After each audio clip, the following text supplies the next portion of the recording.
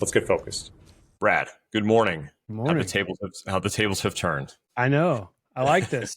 Why don't you tell us a little bit about your job seeker's journey?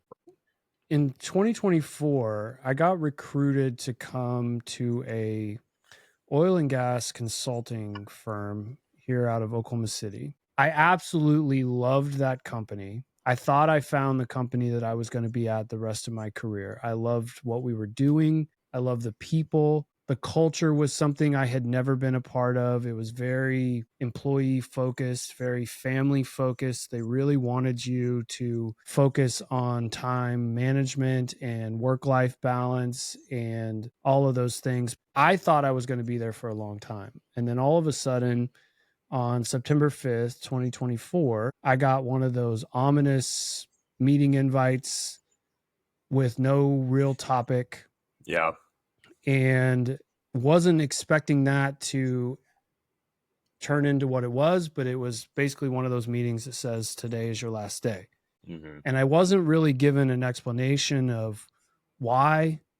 There wasn't anything egregious that I had done, and I didn't even have any formal or informal, hey, you need to do better meetings. Like there wasn't any of that. And when I asked for an explanation, I didn't get one. So then I was left in the lurch of, I don't know what just happened. And now I'm back on a job search. And what kind of came from that is, luckily or unluckily, I have been through this before. So this is my third time being let go from a company. I know that there's light at the end of the tunnel. You just don't know how long that tunnel is. There's a little bit of, what is the market like? There was a lot of, okay, where do I go from here? Which led me into looking onto LinkedIn, of course, that's where everybody goes. And what I started seeing was people making posts of desperation, people that were struggling to find that next opportunity, people that were putting out a lot of applications, getting ghosted, being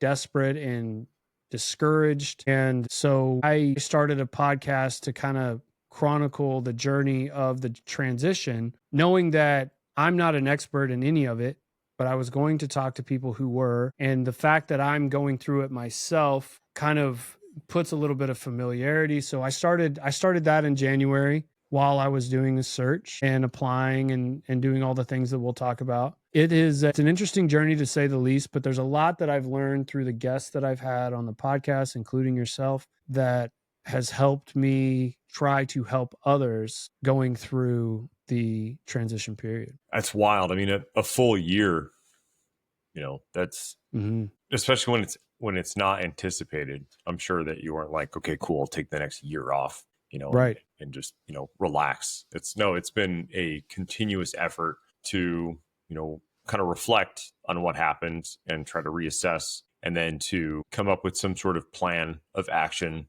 to, how to respond to the situation. And then you've got to go through the trials and tribulations of, revamping your resume, your LinkedIn, tapping into your network, applying for jobs, that not working out, going to just, events or whatever it might be, job fairs, even if there are any, just, trial and error. And then you get leads, and then maybe they work out. You get excited, then you get let down. I mean, it really is a roller coaster. It is.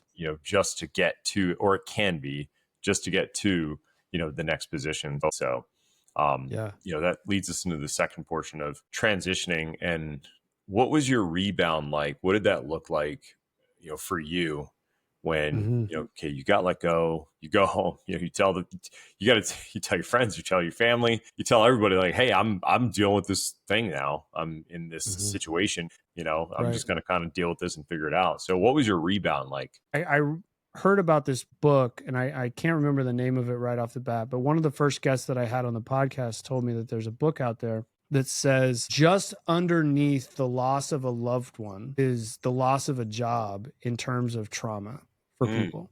Wow. And it makes a lot of sense. And there's a lot of people that put so much identity into their work that when you get let go, it's almost like you lost your identity. And so the first thing is you got to be able to sit in that and process that. Depending on who you are and depending on where you are in your situation, maybe you need to talk to somebody, talk to a counselor, a trusted friend, someone that you can confide in and really get those feelings out so that you can move on from that initial shock and trauma that you have just experienced. Because if you don't, and you sit and you dwell in that, then as you move throughout the process, you don't present yourself in the best light when you start meeting with prospective contacts because you're still sitting in this shame spiral or whatever you're sitting in. Well, you said that because what a lot of people they'll do is they'll jump right into that, right? Is that they'll go And through. I'm the same way. I did the same thing. They'll go through sort of this traditional approach of like, I just got let go. What a bummer. I'm going to show them, or, I don't want this to be a burden on my family. I'm going to go apply for a bunch of jobs right now without thinking. And I'm going to go land the next best job that I can. Or I'm going to get the next opportunity that I can, which makes total sense on paper in order for you to sustain the lifestyle that you currently have. The other thing is try to do an evaluation of what your network that you currently have really is, because the dirty secret, not so secret, is that the way you did a job search in 10 years ago in 2015 or 5 years ago is not the best way to do it now.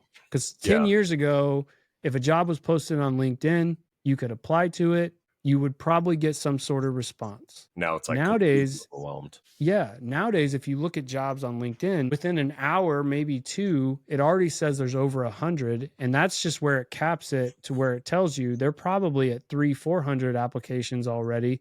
And a lot of times these companies are getting thousands of applications for every job they post.